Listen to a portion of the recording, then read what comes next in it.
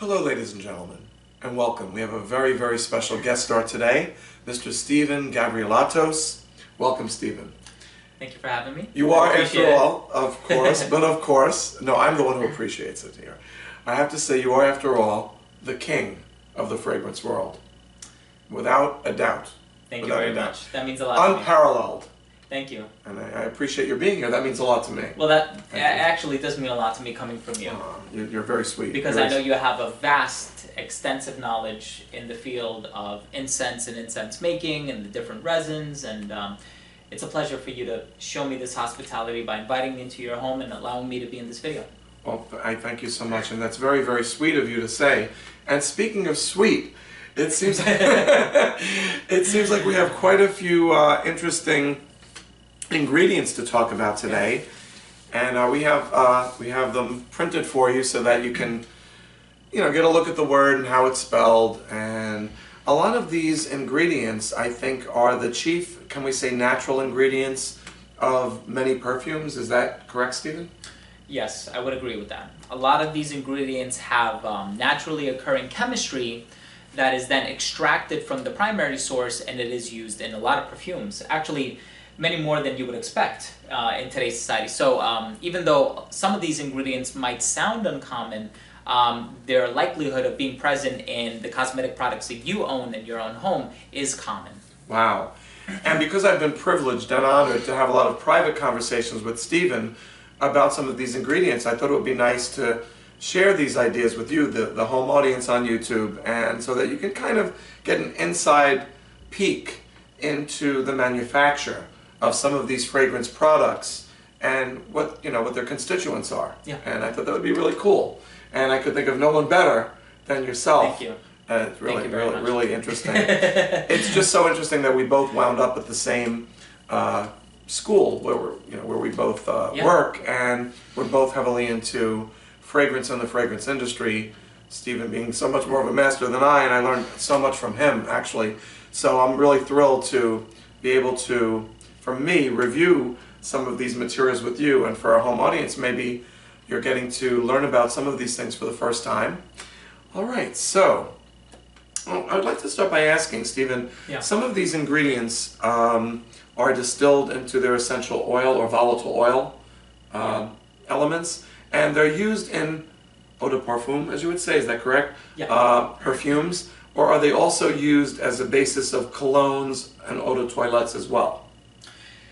Yeah, so when we're talking about the different concentrations of perfumes, so it can be something as a perfume mist, it can be an eau de cologne, eau de toilette, it can be an eau de parfum. There's even a stronger concentration called extrait de parfum or perfume extract.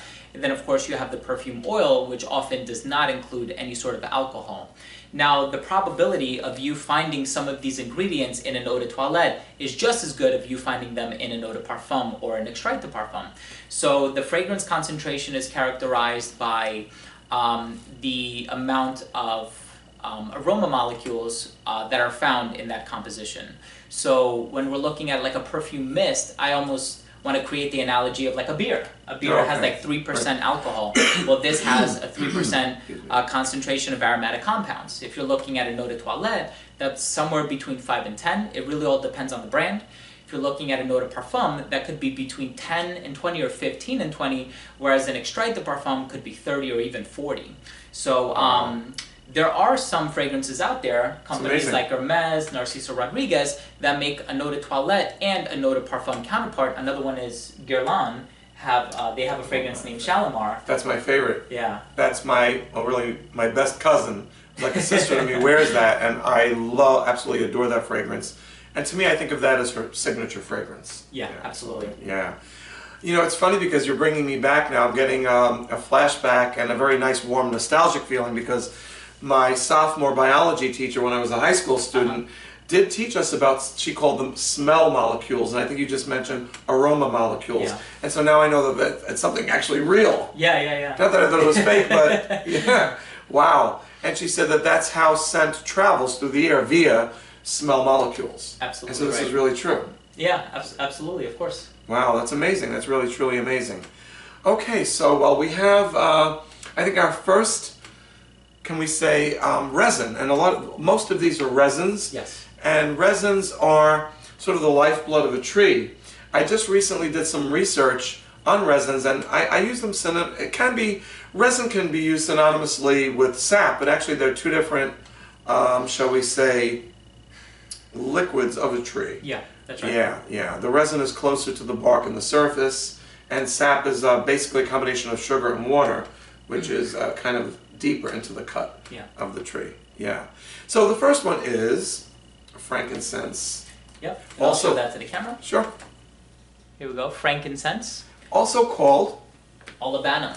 Yes, and that's the Chinese word for it, I believe. Yes. And you may know it from the Bible and from the Catholic Church. It's one of the three gifts given by the Magi to the baby Jesus, gold, frankincense, and myrrh.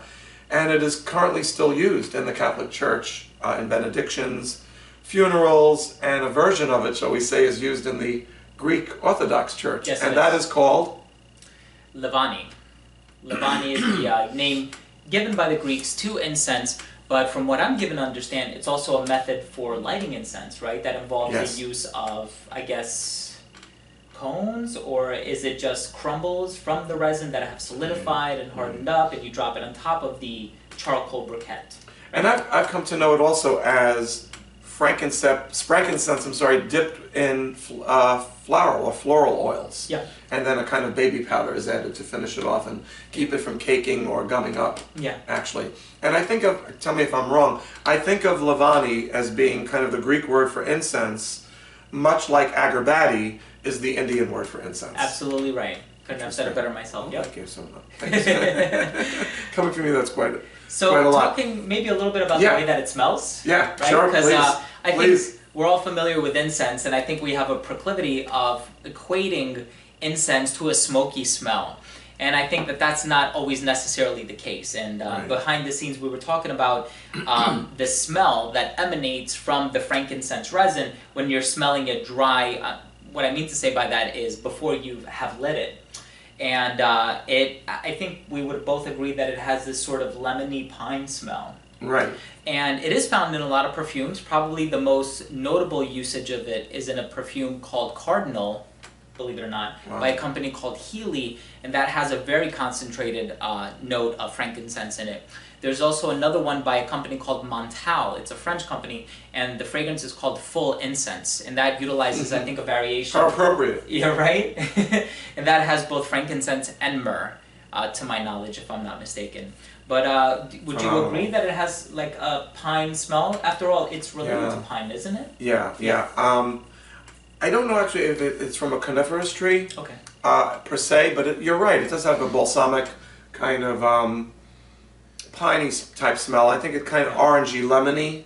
I would agree, yeah. But I think when you burn it on charcoal as an actual incense, as in the Catholic Church, after a while it kind of, hate to say it kind of degenerates, or the secondary or tertiary note is kind of like a musty attic or basement, or an old picture frame. That may be framing an old photograph or painting. Yeah, absolutely. I'd like to go back to one of my favorite female perfumes that I love to smell on women, particularly my cousin, and that's Shalimar, as you mentioned earlier, by Guerlain. What would be some of the natural ingredients, or one of the natural ingredients that I might be familiar with in that? You might have mentioned it before. Yeah, very interesting that you mentioned that. Guerlain has this... Guerlain, sorry. It's okay. Guerlain. It has what's called the Guerlainade or the Guerlainade, meaning that whenever you buy a perfume from a company, there are different fragrances. There's always something that you can pick up underneath it that smells similar to it. Let's call it the DNA or the backbone or the skeleton of that perfume. And a lot of companies have an in-house perfumer, companies like Guerlain or Chanel, where they hire one individual to make all of their fragrances, whereas other perfume companies commission a perfumer on a scent-by-scent basis. Guerlain is one of those companies that has one perfumer that makes all of their scents. So they do have this sort of Guerlainade or this DNA that they use in all of their fragrances that makes them distinct compositions. Now, as far as Shalimar, I know you mentioned that it has a chocolatey smell to you. Yeah, absolutely. And believe it or not... Unquestionably, I think. I think so too, and that's a fragrance that I would classify as a gourmand. Yes. Even though it has some florals You've taught in me there. that word. It has some aldehydes in there too, which are these man-made synthetics. But I know that in addition to the note of chocolate, which I do believe it contains, I know it also has a note of vanilla. So I know one sweet ingredient that will produce the smell of both of those is something called coumarin. And coumarin is found in... Tonka beans, you mentioned that before. Tonka bean. And what about actual vanilla beans?